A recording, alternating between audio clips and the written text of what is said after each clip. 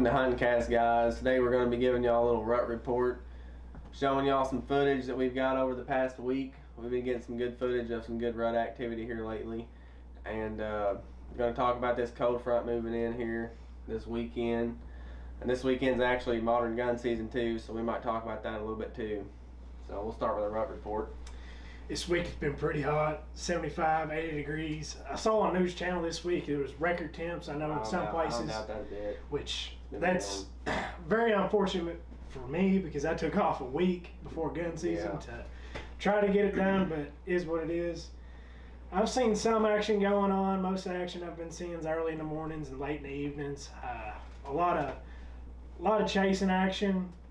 I do believe some of the bucks that I've seen are locked down with a few, early extra stows, but we'll see as it goes on. But a lot of nighttime going on. It's mainly when they're running right now. Lower temperatures at night. Hopefully this cold front coming in will get them moving during the day, especially with all the modern gun hunters coming in and starting them up. People be pushing deer. Open day gun season never fails really to see a lot of deer. No. Whether it's just the temperatures or that time of year, and then you got hunters coming in from every direction pushing deer to you and all that stuff. But I've been seeing a lot of good activity here recently. Our last podcast Saturday. Since then, like Sunday morning, I went and I grunted in I think I grunted in two different bucks Sunday morning, and then I went that evening and grunted in 3 bucks. So that's 5 bucks I grunted in Sunday. Yeah. So I mean they were responding pretty well to the grunt call. I've had over the past week or so, which I feel like a lot of it depends on where you're sitting at. I think I'd say I'd gone in probably about 4 or 5 different bucks, but nothing worth shooting. But we'll see.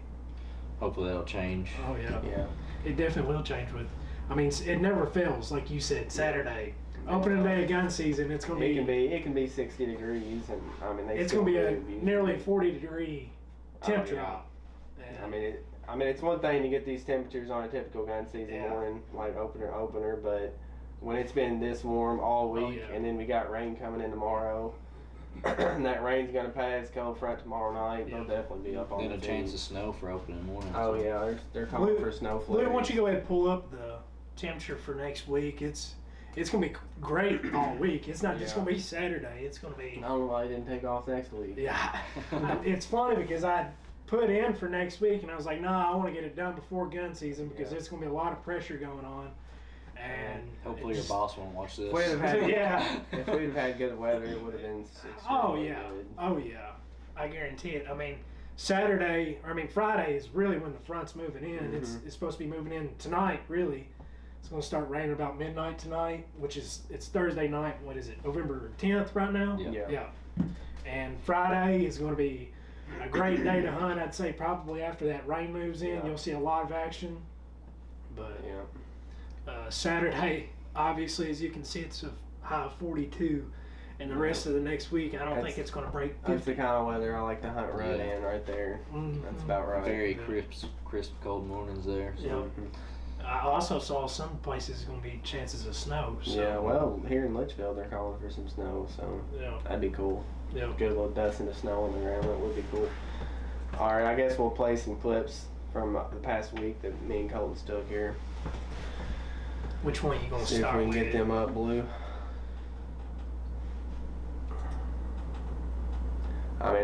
We've seen some good running activity here lately. It was like Sunday morning. This one here's Drew's. Yeah, this is my hunt Sunday evening here. I'll give you a little rundown of what happened. I think it was kind of still early up in the day. It was about 3:30 or so. I hit the grunt call, and I hear a deer coming from my left. And so I know a buck's coming up from my left, and then I hear another buck coming from my right. So I look over to my right, and I've got this spike coming from my right, and then I got this, I'd say it's a 3-year-old deer, 3-year-old big old body 7-point coming in from my left. And you can see by his body language there. See, them deer thought that they was hearing each other grunt, so they came in kind of wanting to fight. That 7-point. That's always fun to watch right there. Yeah. He's like, get out of here. Turn sideways on and go. That spike didn't want anything else, ain't. But pretty deer though. Little messed up rack, but pretty tall rack on him. Yeah. Fun to watch for sure. Some great footage right there. And I just missed him, like right before I cut the clip off. He snort wheeze, and that's the first time I ever heard a snort wheeze. Yeah, So that was really cool to see that. The old Spike didn't want none, did he? No, he went on over the hill. So this is Colton's here. This footage here, pause that for a second.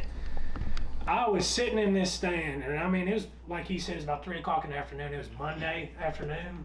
Mm-hmm. And to my right, I got it's kind of like CRP grass. It's about 6 foot tall. And to my left, I got standing corn. And I'm kind of sitting in a transition right there where they come in and out of there. And I got in the stand about 1:30, 2 o'clock. Didn't see anything, and I just was like, I'm going to hit my grunt tube. Mm-hmm. About 3:30, and I don't have the video here of me hitting the grunt tube, but I hit my grunt probably 4 or 5 times, and I hear something raking out in that CRP field. He's about 50 yards away. Yeah. He had to have been bedded down in there. Go ahead and play the footage. You can see him down there. You can see my broadhead right there. Somebody's getting excited.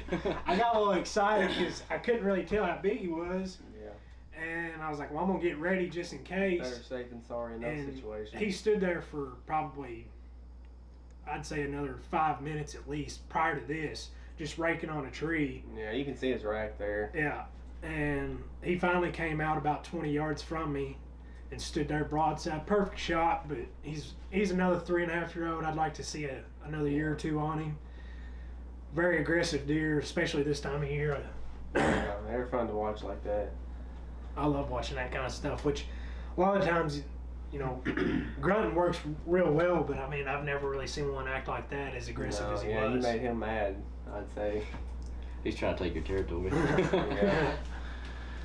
And it wasn't long after that, I'd say probably about an hour or so. It was about 10 minutes before light. I saw a great 10-point. I believe he was a shooter, but yeah, never really got on him. He was chasing a doe and went into the woods, and it was dark, so never got a shot at either one of them. But that's all I've really seen. This afternoon I grunted in another 8-point, but he looked like a younger deer, but I never really could see him that well. He stayed in a thicket. Yeah. But this time of year between this 80 degrees hasn't been really helping too well for me. Yeah. But no, I can't wait to hunt this weekend. Oh. It should be a lot of deer moving. Probably a lot of gunshots going on. Oh yeah, it's gonna be like World War III. Yeah, it's gonna sound like Fort Knox around my parts. I'd say there's people got their blinds up, stands up everywhere. So. Mm-hmm. And they'll come in the 10 minutes before shooting light, you know. It's just good for them, I guess. good for you, though. I wish I could do it. I wish I could hunt like that and kill big deer like they do. Y'all packing a gun? Yeah, I plan on packing bow and gun. I learned my lesson. Yeah.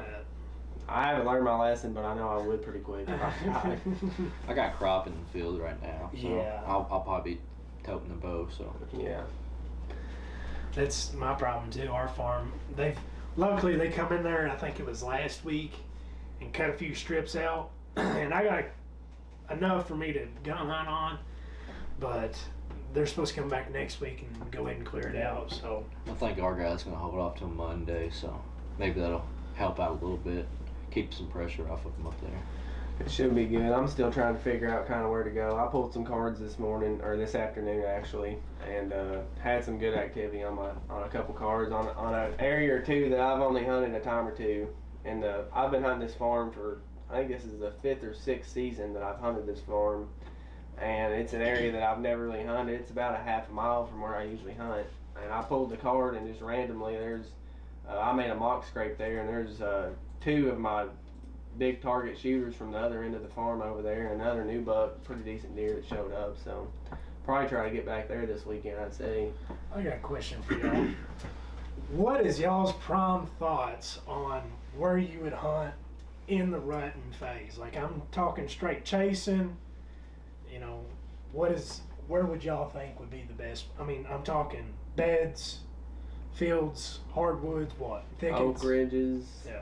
thickets, cut corn, those are poured into. That's a hard question to ask, really. If you're talking like no trail cameras, like you don't know what's happening in these certain areas, Gun season or bow? Like you got a bow or a gun? See, that's another. All right. If I had a gun, definitely the edge of a cut cornfield. Yeah, a cut cornfield that's like kind of secluded and deer just pour into it. That's hard to beat. I mean, of an evening, but I do most of my hunting in the woods anymore, really, and I see a lot more daylight activity and kind of up towards midday activity. You don't see a whole lot of that in cut corn and cut beans and stuff. No. It's more of like first hour of daylight, maybe the first couple hours, and the last hour and a half, 2 hours of daylight of the evening, you'll see some deer. But for the most part, it seems like where I hunt in the hardwoods, like, of course, I got croplands on both sides of me a lot, and it seems like I catch deer down there earlier in the evenings, and they're going to get to them crop fields about dark, and I'm catching them on their way, kind of, is what it seems like to me. But definitely between like you said, in the hardwoods, between like maybe a bedding area and the field, so you can kind of cut them off in between. But with them chasing during the day, you never can tell where they're going to be. You never know.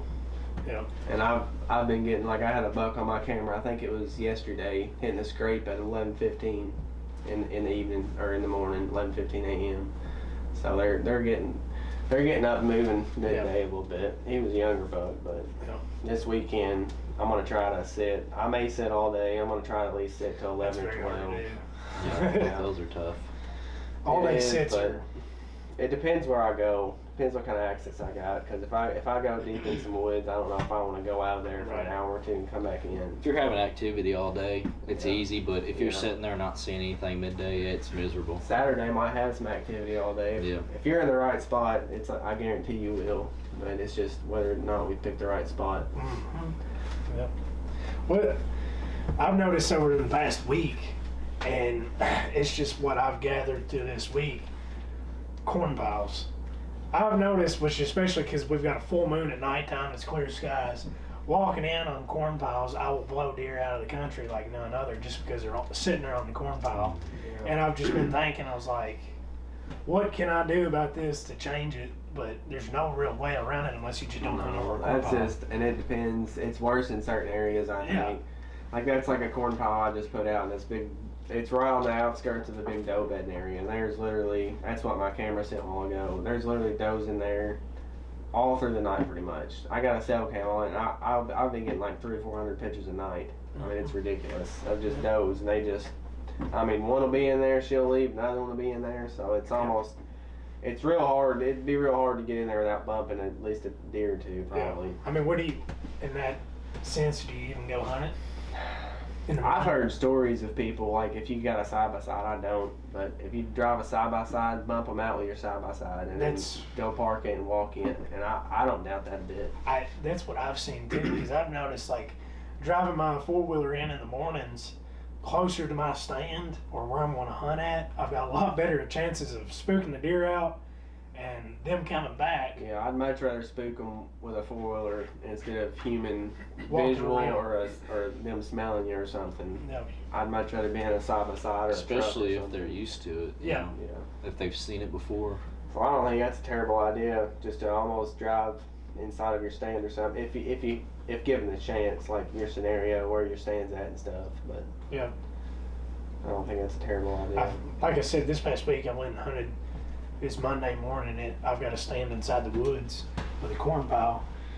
And the past 2 times I went and hunted it in the mornings, I've blown deer out of the country every time. And the bedding area is in probably about 100 yards from there, but they just stay on that corn pile all night long. Mm-hmm. And there's just no way to hunt it in the mornings unless, like you said, take a four-wheeler in there, bump them out. Yeah, that's like Monday morning. I walk in and there's a doe in the corn. I was watching my tactic cam as I was walking, and she was standing there. I knew I was going to bump her out because she's going to sit there and eat. But so I bumped her. She blew a couple times. She ran about, I couldn't tell, it was dark, but it wasn't very far. I could still hear her pretty good. And she stood there. I climb up, and she walked right back in. I mean, it's some does are just like that. It's funny how some of them are different, and some of them they blow out of the country and tell everybody else about it too. They do. I mean, I've had some, like you said, you walk in there and they just kind of bump out easily, and then daylight comes and they come back in like nothing happened, and then I've had some that they make as much racket as they can. They'll sit there and blow for the rest of your hunt. Oh my God. Makes me so mad. It's aggravating. It's tempting to shoot one every now and then. It is. It's like they ask for it sometimes. Yeah. What about grunting? We touched on this a little bit last time, but Yeah. we didn't touch on it a whole lot. We mainly talked about rattling, I think, and some doe bleeds and stuff. And the little primos flipping. I used to not use it, which in my younger age, I definitely didn't really know how to do it. Yeah. But I think the best idea is just get out there and do it. If you've ever listened to one Yeah. grunt before, it's pretty cool to listen to them because they're pretty vocal, especially whenever they're on a Chasing doe. does and stuff. Yeah. Yeah. And I think it's a very good tactic. I mean, there's different sequences. I know you got a few sequences you want to show Yeah. to the show. Have you heard any bucks grunting here recently? I've not. I've literally. I heard one grunt. I think it was Sunday or Monday. I forget, but I heard one grunt. But they were definitely responding to grunt calls this weekend and through the week. Grunted several deer in. Yep. If you know how to use it and what sequences to use and when to use it, it's very effective. Yeah. In my opinion. I mean, I don't like just blow the fire out of it. Yeah. But I do like to hit it several times every time I go hunting. Yeah. I think it's a good thing to do, especially if you do it if you're in a fired up stage where you do call in one or two every so often, I think it's good to do it once every hour at least. I'll tell you what happened. This might be cheating, but like two of the bucks I grunted in Sunday, I think, I was up on a ridge and I've got a Tacticam revealed down in the bottoms on the scrape. And I got a notification. I had it set on instant that a little buck was hitting that scrape. Or I think one of them was that 7-point that we showed on the footage. Yeah. He was hitting that scrape, so I seen that. I was like, I'm about 150 yards from there, so I was like, wonder if I can grunt that thing in. So I waited about 5 minutes and I hit the grunt call, and sure enough, he comes running up the ridge. Ain't that something? That's that video, yeah. And I grunted another deer in like that. It was either the day before, or the day after, same scenario. I seen him on my camera and just tried it. So right now, I don't mean to cut you off, but right now I feel like if you can get a deer kind of in range of your grunt call and he's not with a doe, you got a pretty good chance of grunting them in. Yeah. I feel like, I will say this, I have noticed on some instances like grunting does and doesn't work. We did talk about this last video, but I think it's a good thing to remember why it isn't working sometimes. They're a lot like turkeys. If you think of a turkey, I mean, you'll have a tom out in the middle of a field, you can hit a call. Yeah. He probably won't. Yeah. Probably won't even come to it. Probably won't acknowledge it. Might stick his head up and just keep on feeding. And that's the same way you got to think about a deer. If you've got a deer that you're hunting out in the middle of the field, I think it's harder to call in a deer that you see out in the middle of the field and you're sitting on a wood line versus sitting in the woods and blind calling. Yeah. 4 of those bucks that I grunted in Sunday came out of hardwoods, like thick hardwoods. So I mean, they were coming to that call and they couldn't see much past bow range, so they wanted to come in and check it out. And then the other one came out of like tall CRP, like he was hunting in that video. So I mean, if you're in places like that, a lot of times, for one, they feel safer walking in towards it, and two, they can't see you, so they think that there could be a deer there. Yep. If they can see where that call's coming from, they're like, well, there ain't no deer there. There ain't nothing there. And just like you said how it was like kind of like turkey hunting. I mean, it's just like anything else. You can overdo it. Like back in when I was younger, I would definitely blow it way too much, and it would 100% scare some bucks off, you know. But it's just something they're not used to hearing that so many times repetitively. Mm-hmm. And, I mean, that's like last weekend. I seen that one of my number one target bucks again. He was about 250 yards. But I hit the grunt call at him, and immediately I noticed he wasn't real interested. So I ain't just going to sit there and keep blowing it. You definitely need to watch your body language on it. Because, I mean, like we said, if they don't respond to it within the first 1 or 2 hits, they're probably not going to. Might as well put it up for a while. You might as well just put it up so you don't ruin your chances even further on down the road with that deer, because he might learn that not to ever go to a grunt because it might be a hunter, you know. Have y'all ever got a response of a grunt? Like you grunt and somebody grunts back? I have, but it's kind of somebody. It's kind of like I'm on private, so we got some. It wasn't like problems. I never grunted and then they just responded, but I've grunted and they'll come running in, and while they're running, I've heard them grunting. Yeah. Yeah. But, I've never. That happened to me last year. I was sitting in a stand, and there was a big ravine. It's between two cornfields, great spot, and I hear something running, chasing, and I actually pulled him off the doe with my grunt tube, and he comes up the hill at full don't speed. happen every day. No, and he's full speed, grunting and everything, and he gets up to me and he walks right in range. No, it was a 6 point, but he was an older deer. It's that one that my dad killed. Was he a 3.5 or a 4? I can't remember. Oh, I'm not sure, but it was an older deer for sure. Yeah. I've had him on camera. Got a lot of Couple big times. 6 points. Not. we got one around the house right now that's just, we've watched him since 2019, and I mean he's 5.5 years old this year, and he's still last year. I mean he's got an 8-point frame, but he's got no brows and just extremely tall frame, but he's tight rack and just huge body deer, but never gonna amount to nothing. I mean we kept thinking every year maybe he'll grow some brow tines or sprout up a drop tine or something cool. That's exactly how that deer was. I mean, long beam, long tines and everything, but no brow tines.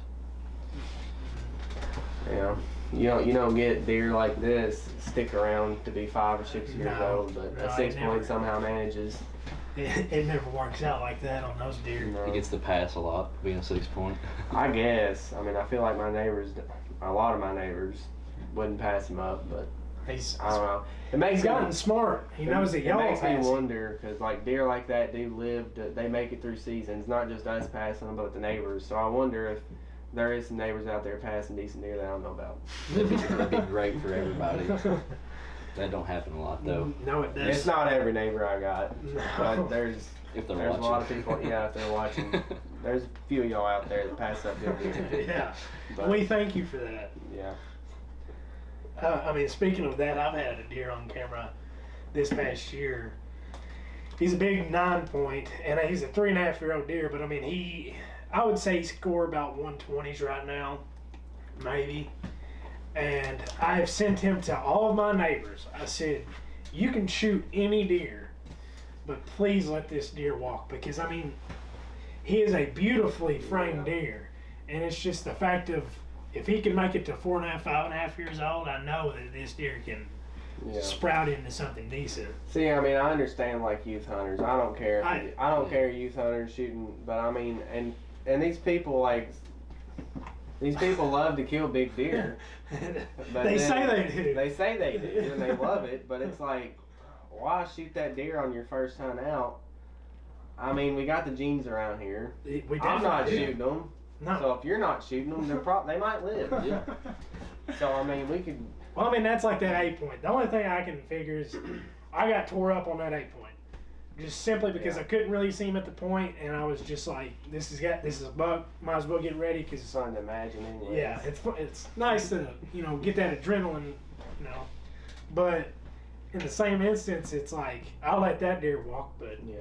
Anybody else is like, hey, if he got my heart beating. yeah, that's what a lot of the responses Whatever. I've got. Everybody their own. I ain't Yeah. hating. If you get tore up on that one, imagine a Oh my God. 150 inch. Hopefully it'll happen this weekend One can hope. on footage. What is y'all's dynamic on letting a deer walk? Like what do you like? What do I like to shoot? What do you think is passable and shootable? I want to hear about I'll be honest. I think a little bit plays into whether I've got them on camera or not. Because I swear, like, I think I'll pass any 3.5-year-old deer. I think, unless it's just some giant 3 that I've never had on camera, never studied or nothing, that just catches me off guard, and it's like 145, 150 inch 3-year-old, which you don't see those very often. It's pretty rare. But I mean, I try to kind of age them on the hoof best I can, and like that deer in the beginning of the footage, I'd say he was a 3-year-old, big body deer. But I mean, I look for good mass, good body weight. I mean, like for it to be a 14 point. No, but Main frame 7x7. yeah. But I mean, it's easy anymore. I mean, I haven't killed a deer in several years that I didn't have pictures of. So I haven't really had to make that call that I've never seen this deer. How old is he? Yeah. But I mean, I want them to be 4.5 years old anyways. At least. That's the plan. And I'd say at least, I mean, if they're an 8, I'd like for it to at least be 135 for an 8. That's a pretty good size 8. If he's 4.5, I'll shoot him. Yeah. But like we talked about last week, having the trail cameras and picking out a target buck and then passing. That's my problem. I'll pick out what I want to shoot, and then I'll pass up all these good deer that I look back and think you're stupid. You know. Yeah, I don't do that. That's major problem. I've got three deer on the farms I hunt this year that I like to shoot. But if I was to see any 135-inch 8, if he's a big frame 8, I'm gonna shoot it. If I've never seen him before, or if it's the smallest like 4.5-year-old shooter I've got on camera. I do have one deer on camera that I know is 4.5, and he's an 8 point. He probably ain't. He might be 130. He's kind of a cool little rack, but I don't want to shoot him. No. Just because I've got better deer around. Yeah. Maybe he'll do something cool next year. Who knows? There's always that chance, though. He could be the next deer that walks in. Yeah. That's what my problem is. I mean, I need to stop, but it's hard not to. Stop. I'll agree on the point of like holding out for a deer, and it's easier to say you won't shoot a deer on camera and have that in my mind, so that deer, whenever that deer walks in, I know he's a 3.5-year-old, and if he scores 125, 130, 135, it's a lot easier for me to be like, yeah, I'm gonna pass him. Mm-hmm. But if I have a deer that walks in that I've never seen before, and he's on that borderline of maybe shoot, maybe not, and you add in adrenaline, it gets pretty hard. But I mean, I will say, like you've said, I've had a lot of deer that I can say in the past couple of years that I've killed have been on camera, so I've not really had that problem of is he a shooter or not. Even a few pictures, like I have like a. And I mean, I've had deer on camera that I've hunted and let deer walk because I was hunting that deer and he ended up getting killed by somebody else. But which that happens a lot. It may be a different story for me this year because I'm not having like real huge deer like usual. My target bow from last year showed up for a week about 2 months ago, and I hope he comes through Saturday. I hope he does too. I've got that feeling. I'm glad you do, because I'm hopeless at this point. But just don't let that 140-inch deer walk that comes out though. So. No, I'll smoke him for sure. I'm gonna have the bow for sure.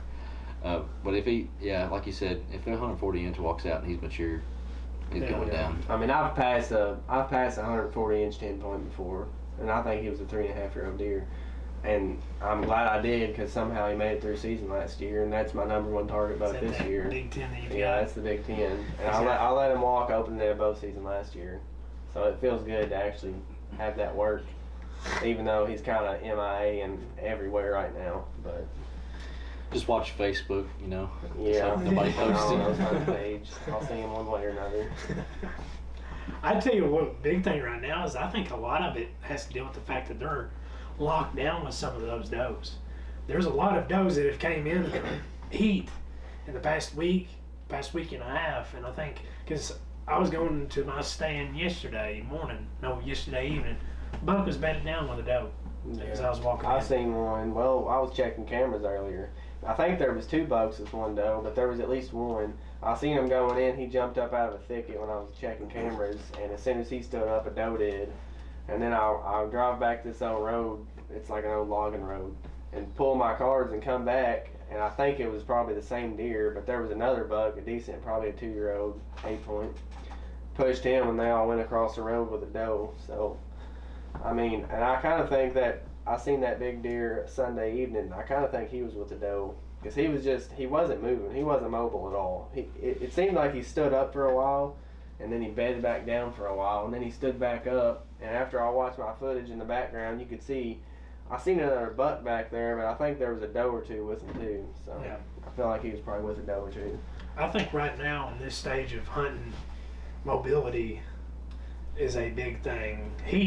Drew introduced me to saddle hunting this past year, and Troy hasn't gotten into it yet, but we're trying to.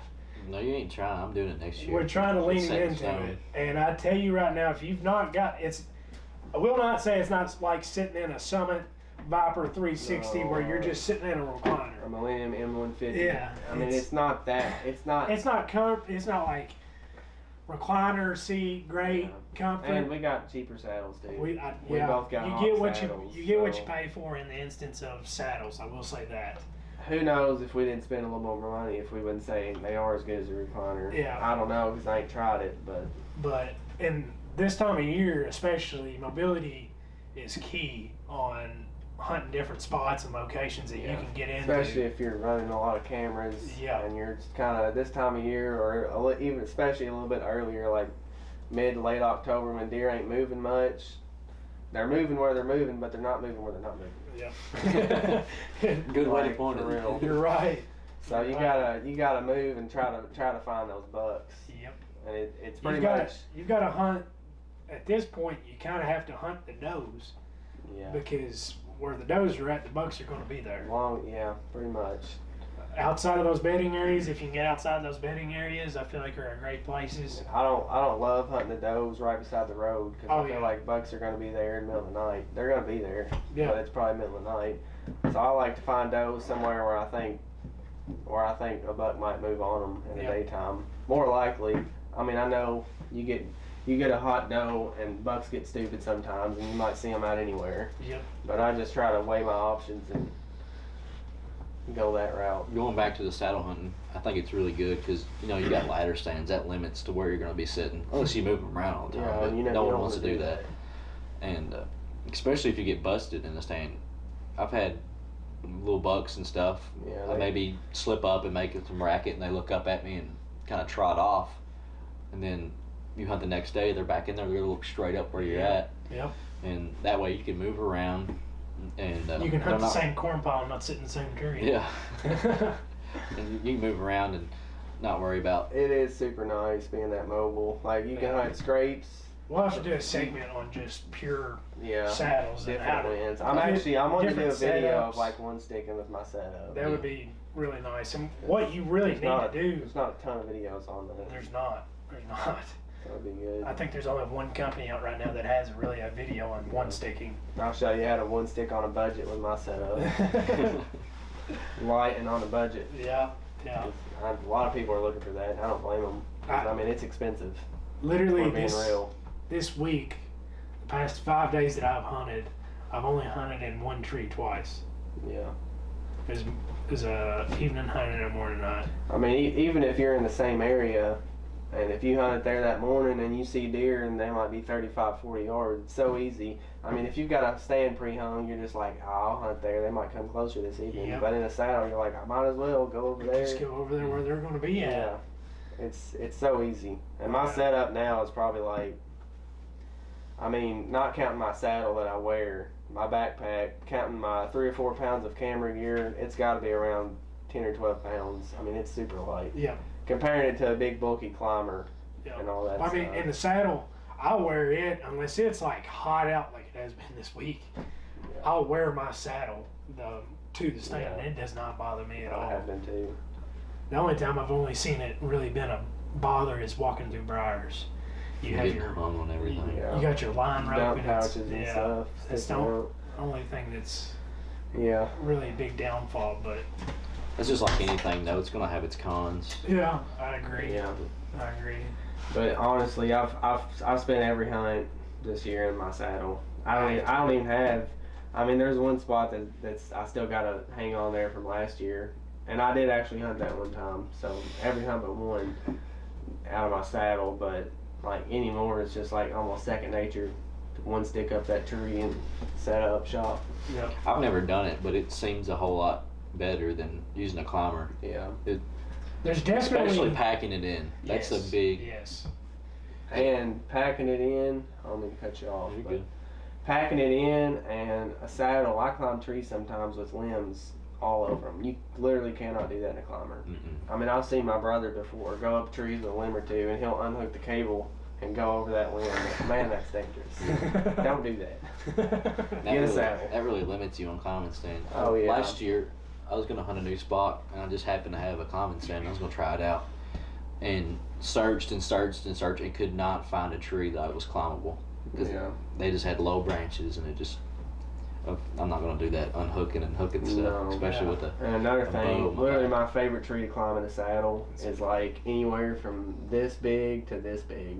That opens a lot of hunting area too. Yeah. Oh yeah. You can't do that on a climber. No. You know, No, you got really can't. a climber. You got to have You a gotta pretty good tree. Yeah. To do that in. And I mean, I've hunted one place I've hunted this year and had some good hunts out of back in September and early October when they were hitting the bean fields. It was literally with a south wind, I couldn't hunt like the edge of the woods. So it was a growed up fence row. I was hunting a tree that's literally probably 18, 19 feet to the tip top of it, and it's the size of a tennis ball where I was sitting. I'd be leaning over if I was up there. No. Tree be bowed over. I was thinking like if I draw it back, if the tree would move. Yeah. I mean, That'd be a factor though. it's just the versatility with the saddles, It's endless, honestly. unbeatable. Yeah. Yeah. I'm And there's- gonna give it a shot. I'm gonna need a mentor. I recommend it to a lot of people. I mean, there's definitely some things that you need for it to make it so much easier. Like that cam cleat, 10 times easier than. Yeah, with one stick. And Oh my which God, you can yes. 4-stick too.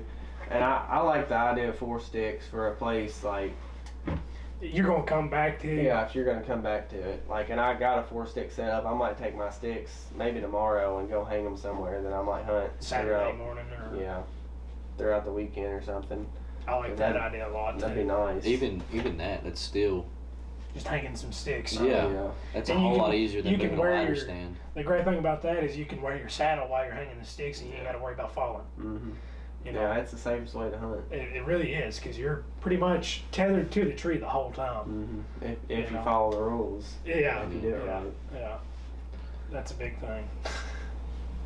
But Well, What else what we gonna next? dive into? Modern gun this weekend. Yeah. I mean, you packing guns? What caliber you shooting? 6.5's what I got. 6.5. I'll be honest. It depends. 243 man over here. It depends I where like I a go. 243. I really do. 243. That's a really good deer Hey, caliber. I've killed a lot of deer. Never had one make it out of sight. I ain't kidding. No, but I bought me a muzzleloader this year, and if I hunt where I usually hunt, it's like, I mean, it's thick woods. Like I can't shoot past 100, 125 yards if a deer wants to step into one of these tiny openings. So I mean, I'm shooting 120 or a 250 grain bullet out of that thing. 50 cal. I mean, that's a brush cutter. So I may end up taking that. I like it and it's light because if I'm taking that and my bow, it's probably as light as any gun I've got. So Yeah. that's kind of what I'm leaning towards for this weekend. I'm gonna take both just simply because I've been dead set on just killing a deer with a bow all the time. Yeah. But I mean, I've found myself regretting the fact of not taking a gun before because I've had a really nice deer I think I remember that. in gun range. Like But 100 yards or Yeah. 80. 100. I mean, 2 years ago I had one. I could have shot at 50 yards, but I was so dead set on. I had my gun with me too. Had my gun sitting right beside me, but I was so dead set on maybe he'll come up this way, but he never did. Yeah. Got away, and somebody else. I'm got worried about me doing something like that, but I've never did that, but I feel like it would happen. It's very easy. I mean, where I hunt, seriously, there's so many neighbors and people hunt the farm I hunt. It's like, I would rather kill that deer with a gun than watch him go up the hill and somebody else kill it. As much time as I've spent, you know. Yeah. That might sound bad, not wanting to kill it. But, Selfish. yeah, I don't think there's anything wrong with being selfish about killing a deer.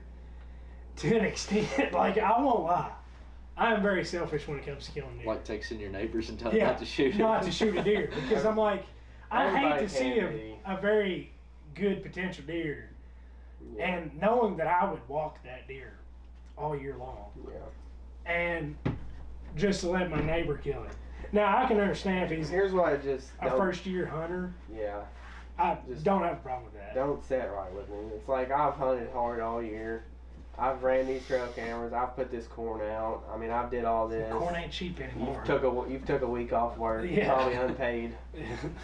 No, I was paid. But... Oh well. Anyways, like you do all this stuff, and then this guy, this meat hunter that's hunting across the ridge, shoot the first doe that walks up, kills that buck that you've been after all year. It's like I'll still text them and be like, congratulations if I know them. But deep down, I'm just like, man, this sucks. Yeah. That's like that bug that I showed the sheds last week. I was thinking if I see somebody on Facebook or something that's posted, I'm gonna be like, you gonna buy some sheds? No, I wouldn't sell them. But it's a very, salt in the wound kind of feeling. Yeah. Knowing that there's a deer that you've hunted all week or all year for that fact, and the time and money you spent in it, and somebody else killed it that hasn't put near it's like if me and you were hunting different farms and me and you's both putting the time in and hunting, I swear, I mean, I'm not just saying this, if you killed a deer I was after, I would be like, congratulations, and I wouldn't be mad about it. But it's just the fact that these people just don't even care. And that's like, somebody was telling me the other day that he took a kid hunting one time, and his first deer, I think it was his first time hunting, he killed I think it was like a 168-inch deer. Where do you go from there? He don't even care about it. He told the guy like he put it in his will he could have it when he died or whatever. It's too easy. It's stupid. Yeah, and like he moved out and he left it at his mom and dad's, like it means nothing to him. Oh. And that's what's a shame. Like if I would have killed that deer, it'd mean a whole lot more to me. There's been a It'd be lot hanging up right here. Yeah, it's no, like those huge deer are no different than a 6-point to some people. Yeah. In their eyes. There's been a lot of, like, I've seen over the past couple of years of kids coming into this type of hunting, and it's like, I feel like over the past 20 years hunting has evolved into, letting more deer walk. Oh, I'm sure. Even though, which trail cameras has been a great thing because of that, but you get, like you were saying in that instance, a 10-year-old who comes out there and kills a 150, 160-inch deer. I mean, I don't really care about think the use. Let them kill it. Yeah. Even a spike, if they're happy with it. It's not that. It's just like them killing their first deer. I feel like that kind of ruins you. Yeah, at a young age, because you're like, whenever I first started, my first deer was a doe. Yeah. I was ecstatic when I killed that doe. I killed a 4-point. That next year I killed a 5-point. And then it's just kind of worked its way up. That's the best way to go to me. Like, but I don't kill a 160-inch deer, your first deer. Where do you go from there? Like I'm telling you, if I've got big deer in the area, like if I take my kid hunting one day, and it's like if I've got a corn pile and a big deer coming to it, I'm not taking her or him to that corn pile. Let them shoot 150. I mean, it's just, it ain't right. That's selfish. I'm just saying. If you look at it a different way, that is selfish, but in the same sense, it's not, because I just feel you like can there's ruin a that right way to kid's. do it. You can ruin that kid's, idea of hunting, because they're like, well, this is too easy. Yeah. That's like taking your kid to a fenced in. Yeah. And let them kill like an outrageous. We're probably going to get some backlash for this. It'll be alright. Boost some comments up a little bit. Yeah, I seen somebody the other day post on Facebook. And then Nathan sent that one guy, he said this is our operator's son. That was the farm deer, for sure. Guy probably paid $3,000 or $4,000 to go kill a 200-inch deer. Yeah. I mean, that don't do nothing for me at all. I always thought that would be so cool to kill something that big. Yeah. But in that instance, it's not for me. I know some people out there, it's for them, but for me, it's That's not. what I was telling you the other day. I would much rather, like you were talking about going to Kansas or whatever, but I would much rather kill like, I mean, this is just me. I'd much rather kill like 125, 130-inch deer down there, free range, than going to a big outfitter and killing 160, 170. See, I got different views on an outfitter versus like a farm deer. A farm deer. Yeah. See, an outfitter, I feel like it's free range. It's free range because it's about like I don't see them as pets. Shoot them off the 4-wheeler. Yeah, that's one thing. They're still wild deer, but I mean, it's just, I don't know. Yeah, it's definitely easier. I would say so, yeah. And I'm not saying if my wife said, I've got you hunting Kansas at Outfitters, I'd be like, no, I'll just go in there and hunt public.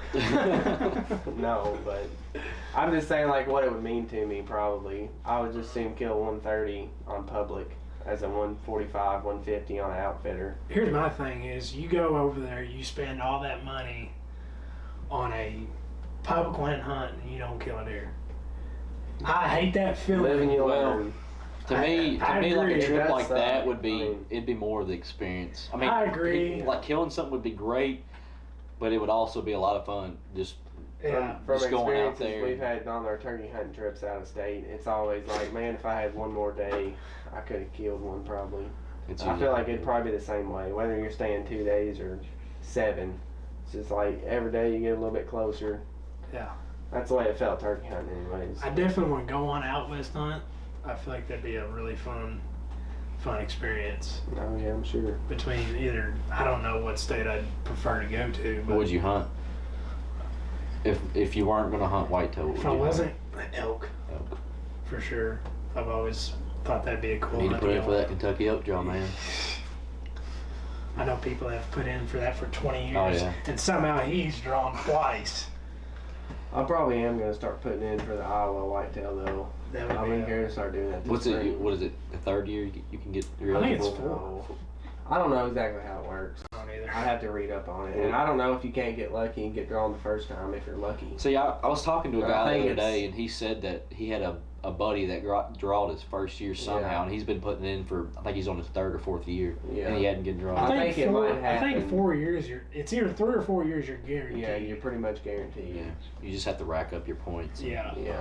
It's very That different would out be there cool. than here. But I'd like to look at the prices and stuff of that first because I think it's pretty pricey. Yeah, And I mean, especially the trip out there. I would love to go out there and hunt like somebody's farm rather than an outfitter. Just a good farm, go scout it. If you're finding a lot of deer sign, that'd be awesome. I'd rather do that than public, but Oh yeah. that would Without be a cool. doubt. Well, next week we'll be talking about the end of rut. and Hopefully our kills. Hopefully we'll have a video of somebody Yeah, killing something. Hopefully we get some videos of something. Surely. I If mean, not, the does are going down. I feel like if one of us don't see a good deer this weekend, it's just we picked the wrong tree. If somebody's gonna see one, it's gonna be Drew. I'm gonna Let's all say. put. I'm gonna put a vote here. I Drew, I feel like I got as many hunters though as y'all's times too. Drew will be the one to either kill or see a rear. I'll probably get my hands on one, but it might be the neighbors. I think everybody pulling Blues out. He's gonna kill 150. Blue's got some good deer around here too. I feel like he's got a good chance, like that old 6 that I was talking about earlier. He's wanting to kill that deer, and that'd be a cool deer to kill. That would be a cool deer. Especially with the I age mean, of it. a 5.5-year-old deer is a 5.5-year-old deer. Yeah, At the no end of matter day. the size. Yeah, and he's a cool deer. And then there's another 7-point down here that I think he'd shoot. That's at least 4.5. Yeah. Just can't get them around here above 7, but. I'm at this point of the season. I'm just hoping for something to come in, because I don't have anything. I seen one, like I said, Monday. He was definitely a shooter. It happens. That's just like this evening. I had that buck chasing in my backyard. He was a smaller buck, but I've never seen him before. Yeah. He was like an 8-point, and he had a unique rack. He had like a velvet injury on his G2 that curved down. And I was like, you would think I would have had a picture of him somewhere. Yeah. But who knows where he come from. I'm getting a lot of new, younger deer on Yeah. cam or from the Tacticam, but We'll see what it brings us yeah, this week. you just never can Front. tell. That cold front's gonna mess them all up. They're gonna be wild. So When we come back, it'll be middle of gun season. Hopefully we might have a tag or two filled, and we'll be filming with each other or something. So Yeah. that's the plan. So until next time, thanks for watching. yep. See y'all.